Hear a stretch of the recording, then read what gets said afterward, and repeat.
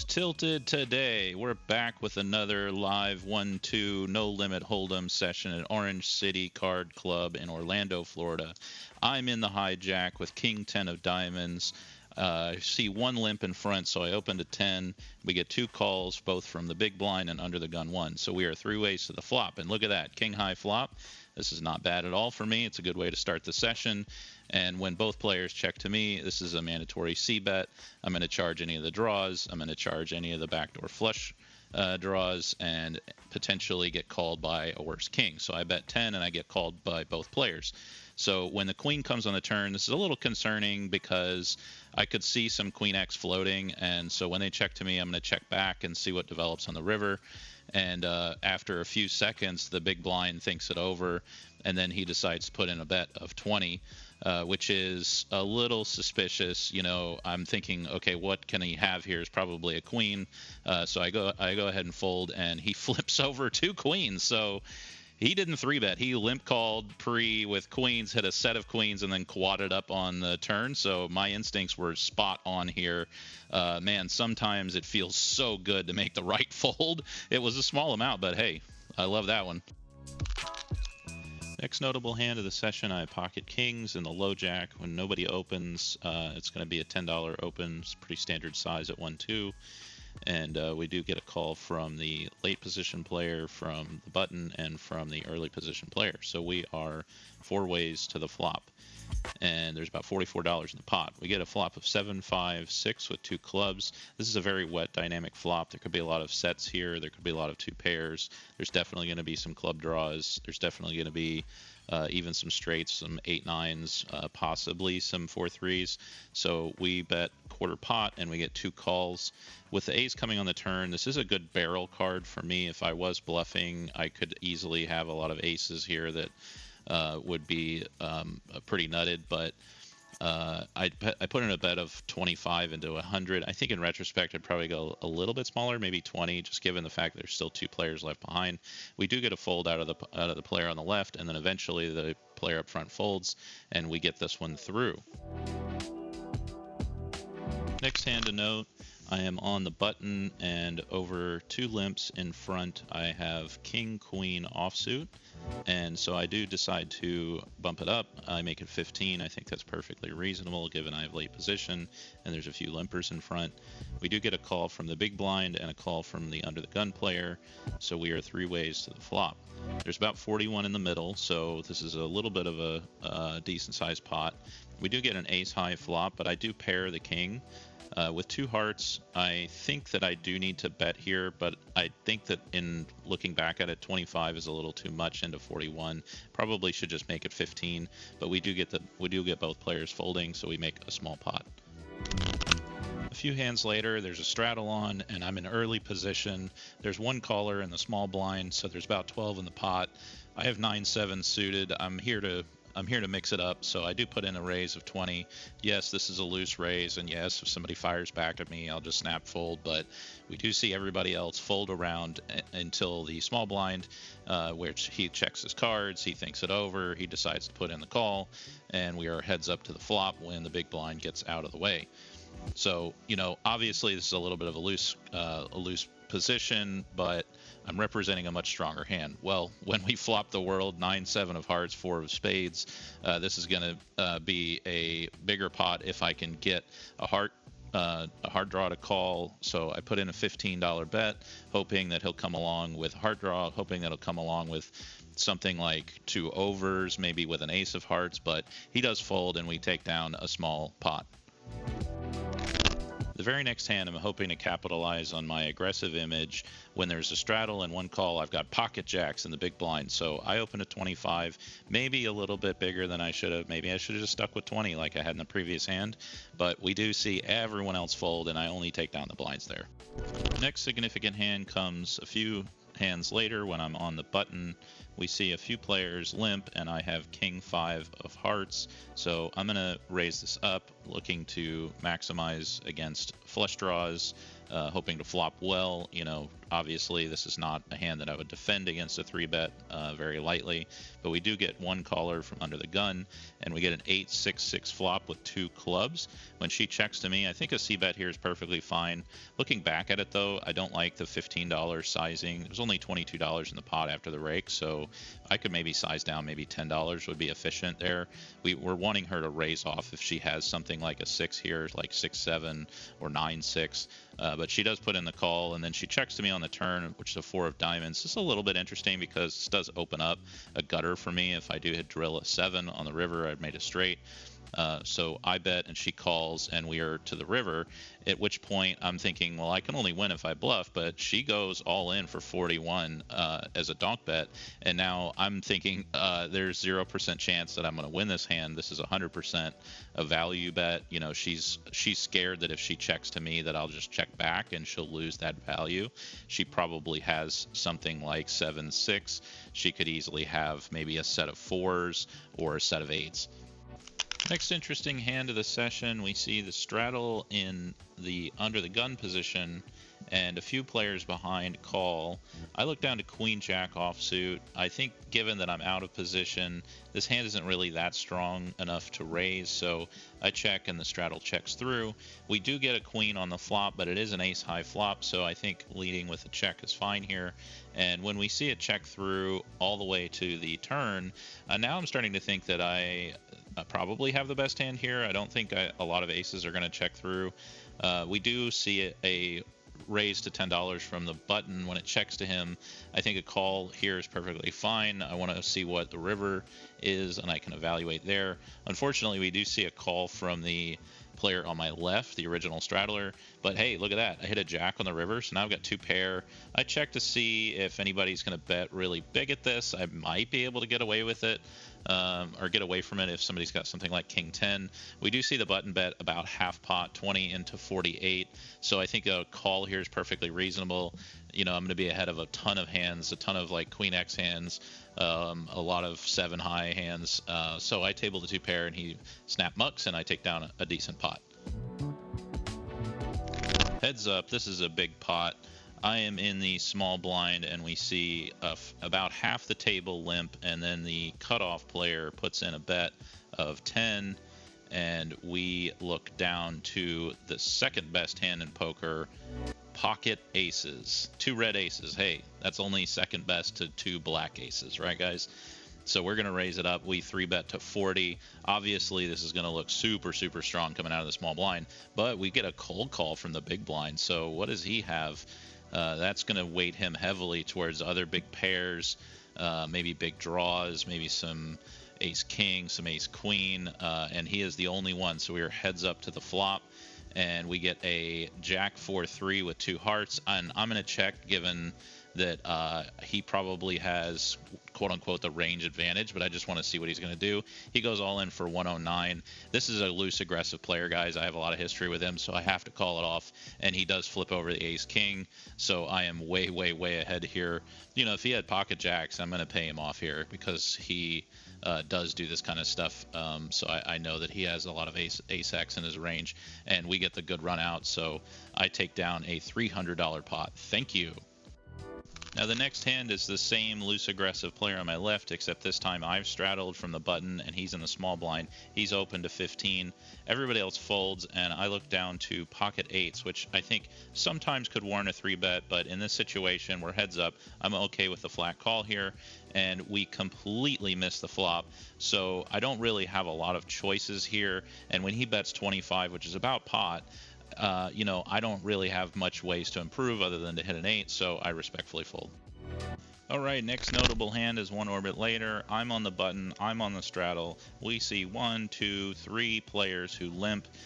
So a lot of times when players limp in straddled pots, they're just not going to have a lot of strong hands. They're going to be afraid that it's going to get checked through when it gets to the button, so they'll typically raise if they have much stronger hands.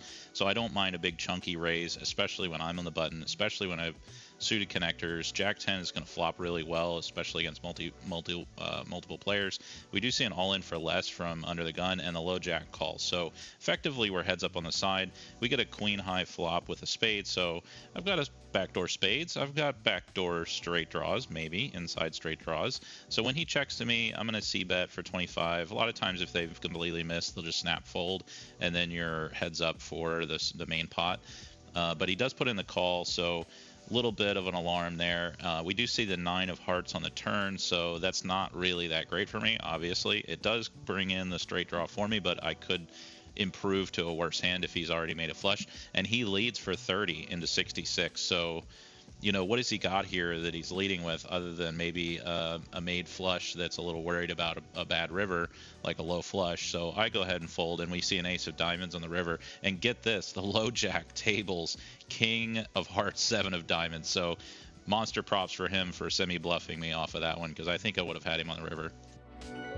All right, I've zoomed in so we can see what's going on across the table. The button on my left is straddled, and the big blind's called. Now, she's rebuying in the middle of this call. The low jack's called as well, and I have ace-king off. I bump it up to 25. The button gets out of the way. Now, the action's back on the big blind. She's getting cash. She's got cash on the right. She's got 100 in chips in front of her, but she's added more cash. Then the low jack calls the 25 out of turn. So now she's gotten to see what the action is before we even know how deep she is or how deep she's bought in for.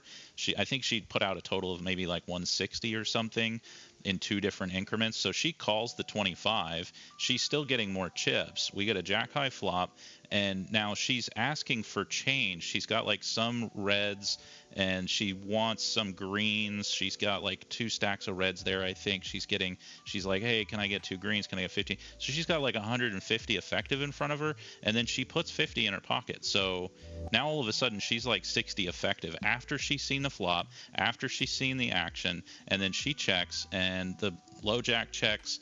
And I think on this board, like, I'm still safe to c-bet here, right, guys? Like 75, I can bet small and see what happens. I make it 15, and she does think it over and then folds. So, you know, it's probably not an angle, but, you know, definitely something to keep aware of. If somebody's rebuying like that, just stop the action. Just wait until they're done and then continue. We see a 3 of diamonds on the turn after low jack calls, and then he leads into us for 10. So a lot of times I'm like, that's a kind of a garbage range. When they lead small like that, you kind of interpret that as a bad range. And then we get an 8 of diamonds on the river, and so I'm thinking, okay, I'm going to have to run a bluff here if I want to win this one. He bets 20, though, and he only has like 25 or 30 left behind, right? There's literally no room for me to bluff, so a clean fold here is the way to go, and we move on. All right, it's a little while later in the session, and we are under the gun with a straddle on. I look down to Queen Jack of diamonds, and there's been one player in the small blind who's called. So I'm going to raise it up. I'm going to make it 20, and I think that's perfectly reasonable given that I'm in early position. I'd probably start with about 15, but because of the one caller, we can make it 15 plus 5. And we do get a call from under the gun 1, and then eventually it folds back around. We see everybody else get out of the way, so we are heads up to the flop. 6, 5 of hearts, 3 of clubs. That's probably not good for either of our range. I don't mind checking out a position to see what he does. When he checks through, we see an ace of clubs on the turn. That could be better for him. It could be a good bluff card for me, but I do check and he checks back. We get a 4 of spades on the river, and now at this point I feel pretty confident just making a little bluff, and I get that one through. All right, the next hand is only 2 hands later. I'm on the button. I have pocket 10s, and a few people have limped to me. I don't mind the open to 15, although, you know, sometimes you could open as big as 20, given a few limps in front. You know, I start to see a significant more number of folds at 20 than I do at 15 at this level, but we do get a snap call from the small blind, and then an all-in from the early position player for 26 total. And now, you know, does that reopen the action? I don't think it does, because it's not an all-in that's above the 15. You know, I raised to 15. They would have to make it 31 for it to reopen the action, or 30, I think, to reopen the action. So when the low jack calls, it is just, I think, capped. You know, sometimes I should be 3-betting here. Is that 3-bet? 4-bet. It would be a 4-bet. I should be 4-betting the button here, especially with a strong pocket pair to isolate the all-in player, but I can't. The small blind asks if he could. We decide that we can't, and then he calls. So the flop comes queen, queen, 4, and the small blind checks. Now, whose range does that favor? I don't know, so when it checks to me, I don't mind the check back. I think a lot of turns are going to be better for me, especially if they're low card turns. Both players check, and I check again. I don't like that check in retrospect. I probably should be betting at that point. But we do see a check from the small blind, and then the low jack leads for 25. Now, I didn't think it over very much in the spot I folded, because I was like, oh, it could have a 4, but he also could just have an ace. He could be trying to push off a chop, and he tables king 7, so he does have 2-pair. He does have a better 2-pair, but it's not better than my 2-pair. Anyway, moving right along, we have ace king of hearts in the under the gun position. I opened to 10. I probably could open a little bit larger when I've got a little bit stronger hand. They don't really notice that much. If normally it'd be 10, I might make it 12 or 13. We do get a call from the small blind, from the under the gun 1. We do get a call from the middle position player. We do get a call from the small blind. And then eventually we get a call from the big blind. So we are in an Orange City heads up situation. 5 players all the way to the flop. We got to love this spot, right, guys? Flop is 10, 5, 5. We only have 1 heart here. What a terrible flop for ace king of hearts. Really hoping that maybe it checks through. I go ahead and check. Maybe the turn will bring an ace or a king, and then I can just win the pot outright. No, we get a jack of diamonds. There's still no improvement for my hand. There's way too many players. I could consider putting in a bet here, to be honest, but when I check and the guy on my left, the loose aggressive player, makes it 30, a bunch of other players snap fold, and I'm thinking, well, can I float here? Is it reasonable? It's a half pot bet. It might be a bluff, but in the moment I fold, and he takes that one down. Next hand of note is nearly a full orbit later. It's another straddled pot. Man, I gotta love this table. Everybody is straddling. A couple of players in front call, and I have ace-6 of diamonds. That's I think a reasonable open. Sometimes if the players are really aggressive and they 3-bet you a lot, it's not a good hand to open. But in this configuration, a lot of players flat. I think it's okay. We get a couple of callers, and we do spike a 6. Hey, third pair is good enough to bet when check to, right? I'm the pre-flop raiser, so I make it 30, and I take that one down. Do you ever have one of those sessions where it feels like the only strong hands you get dealt are when you're in really bad position? Well, this is the next hand, the very next hand. I have jack 10 of hearts. The straddle was on, and the small blind called. I opened to 20, and the small blind continued. So we're heads up to the flop. King 6-9 with 1 heart. I think, when he checks to me, I could definitely see bet my entire range here. I'm going to keep it on the smaller side. Half pot or less is totally fine. I make it 20 into 40, so it's 20 for him to call. And, I would expect all the king X's obviously to continue here, but I would expect some of the 9X's to continue. But he does think it over and fold, and I take that one down. A whole orbit goes by without being dealt a single interesting hand. And I'm on the button. I'm straddled to 5 at the small blind. Loose aggressive player on my left makes it 15. I think when everybody else folds and I've got a suited king on the button, this is an easy defend. So I call, and we are heads up to the flop. It's 9-8-6 rainbow. There is a little bit of a backdoor spade draw, but I have an open-ended straight draw. So when he checks and I check back, an ace comes on the turn. I do think the ace I could bluff when he checks to me twice, but we do pick up the 7 on the river. He checks. It's a small pot, so I'm like, I have a 7. He's like, of course you do, and he tables king queen. 3 hands later, I'm in the low jack, and it's getting towards the end of my session. I sometimes will go a little crazy when I'm in the last few hands. In this situation, I have king 10 of clubs. I'm in the low jack. We see an open from an earlier position player. I think this is perfectly fine to call, but we do see like 9 other seagulls calling right behind us. So when it gets back around to the small blind player, he goes all in for 25, and then call. So this is like a huge pot for pre-flop with actually very little aggression shown. I'm not too sad about this because king 10 will play very well multi-way. We'll either hit the hell out of the board or we'll completely miss. In this case, an ace high, dry, static board is a complete miss. So I check, it checks through. a 9 comes on the turn, it checks through again, and there's no chance for me to improve when a 3 of diamonds comes. And so I check, and it checks through, and the small blind has quads. Oh my gosh. Wow. So all of us lost the minimum, I guess. Man, what a crazy game. That wraps it up for the session. So we were in for 300, out for 322 over about 3 hours. That was a net EV of plus 750 per hour. Give me a thumbs up if you liked what you saw.